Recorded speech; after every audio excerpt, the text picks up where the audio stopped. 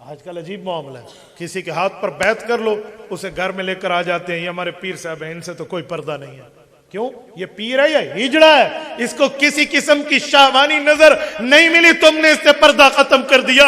اور خدا کے بندے، حضرت رسول اللہ کا گھر تھا، رسول اللہ کی حرم، حضور کی عزت سیدہ ام سلمہ ام المؤمنین رضی اللہ عنہ تشریف فرما ہے، ساتھ ایک اور بیوی ہے، نابینا صحابی عبداللہ ابن ام مکتوم آئے، جس کے لیے قرآن میں ان جاءہ الاعمی کی آیت اتری ہے، وہ شریف النسب آیا جس کے لیے اللہ نے اس کی تائید فرمائی، آنکھوں سے نابینا وہ آئے، حضور پاک نے فرمایا احتجبا منہ، اس سے پردہ کرو۔ وہ عورتیں ام المؤمنین کہنے لگی یا رسول اللہ مسئلہ سمجھا دیں، وہ کیا نابینا نہیں ہے؟ فرمایا افعمیوان، اگر اس کی آنکھیں نہیں ہیں تو تمہاری بھی نہیں ہے، جب تمہاری آنکھیں ہیں تم دیکھو گے یہ بھی بدنظری ہے، تم پردہ کرو۔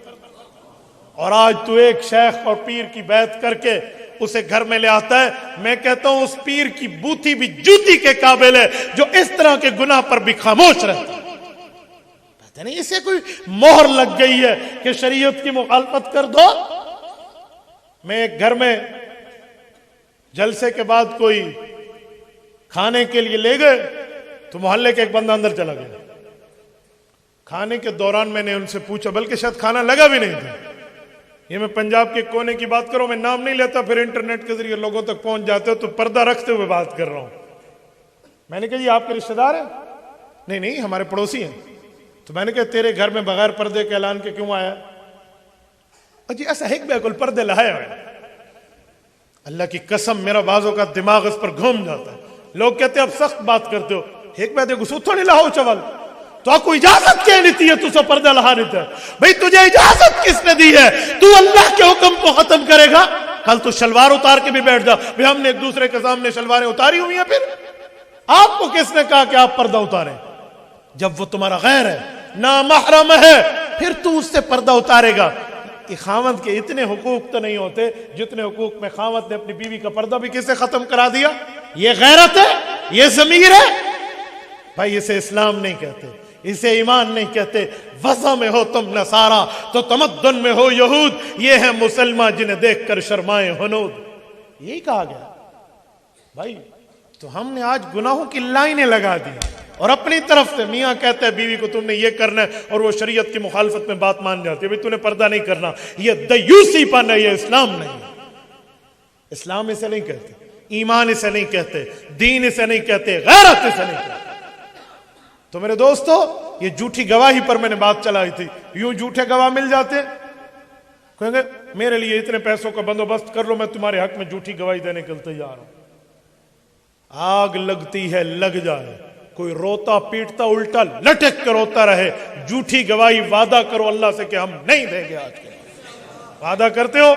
جتنے دوست بیٹھے ہیں میں تم سے اس بات کا عہد لیتا ہوں، اللہ کے گھر میں ہاتھ کھڑا کر کے وعدہ کرو کہ کوئی جتنا مجبور کرے، جتنا فورس کرے، جتنی باتیں کرے، جھوٹی گواہی ہمارے حق میں دو، ہم جھوٹی گواہی نہیں دیں گے۔ یہ کوئی بات ہے بھائی؟ یہ عجیب ترتیبیں۔ آؤ سنو، یہودی آیا سرکار اقدس کے دربار پہ آیا، اس وقت یہی صحابی حضرت خزیمہ بن ثابت الانصاری رضی اللہ عنہ حضور کے ساتھ بیٹھے ہوئے تھے۔ اس نے آ کر کہا آپ نے مجھ سے قرضہ لیا تھا، لوٹا دیں۔ حضور نے فرمایا انی قد قضیتک، او کما قال، کہ میں تو تیرا قرضہ لوٹا چکا۔ اس نے کہا بینہ، ثبوت لائیے، دلیل لائیے، پروف لائیے، ایویڈنس لائیے، گواہ لائیے، کہاں آپ نے قرضہ دیا ہے؟ اب رسالت مآب علیہ السلام نے اس کی بات پہ غور کیا کہ تو ڈبل لینے کے چکر میں بیٹھا ہے، یہ کہہ رہا گواہ لاؤ، اور اس وقت تو کوئی گواہ نہیں تھا جب میں نے اسے قرضہ دیا تھا۔ حدیث ذہن میں ہے نا، یہ نکل گئی ہے، میں وہی لا رہا ہوں۔ آپ علیہ السلام قدر خاموش ہوئے نا تو حضرت خزیمہ بولے کہ انی اشہد ان رسول اللہ قد قضاک، میں گواہی دیتا ہوں حضور نے تیرا قرضہ دیا ہے۔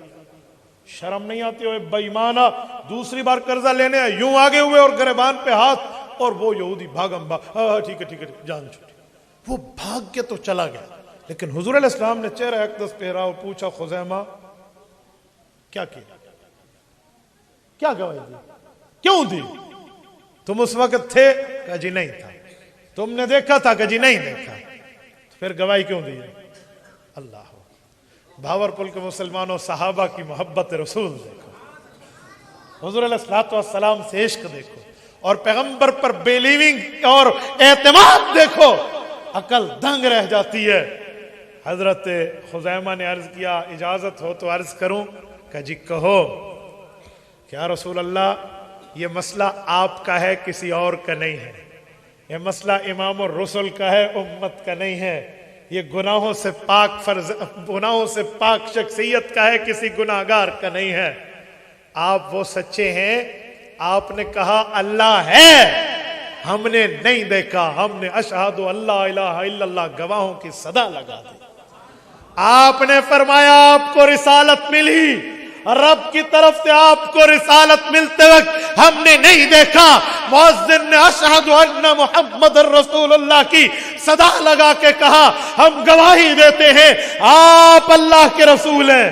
آپ نے فرمایا جنت ہے، دوزخ ہے، جنات ہیں، فرشتے ہیں، صریف الاقلام ہے، عرش ہے، کرسی ہے، سدرۃ المنتہا ہے، 7 آسمان ہے، رفرف قالین ہے، سفر ہے، آپ تک جبرائیل آیات لے کر آتا ہے، یہ سب کچھ یؤمنون بالغیب، ہم نے بن دیکھے گواہی دی، بن دیکھے تصدیق کی، بن دیکھے اس کے تسلیم کرنے کا اعلان کیا۔ جب آپ اتنے صادق المصدوق ہیں، اتنے صادق و امین ہیں، اتنے سچے ہیں، سراپا سچائی ہے کہ آپ کے کہنے پہ بن دیکھے جنت کی، بن دیکھے دوزخ کی، بن دیکھے اللہ کی، بن دیکھے عرش و کرسی کی، بن دیکھے فرشتوں کی، بن دیکھے زمین و آسمانوں کی، بن دیکھے تمام انبیاء کے واقعات کی گواہی دی جا سکتی ہے۔ تو جب آپ فرماتے آپ نے قرضہ دیا تو ہم بن دیکھے آپ کے حق میں گواہی کیوں نہ دیں؟ یا رسول اللہ میری بھی عرض ہے۔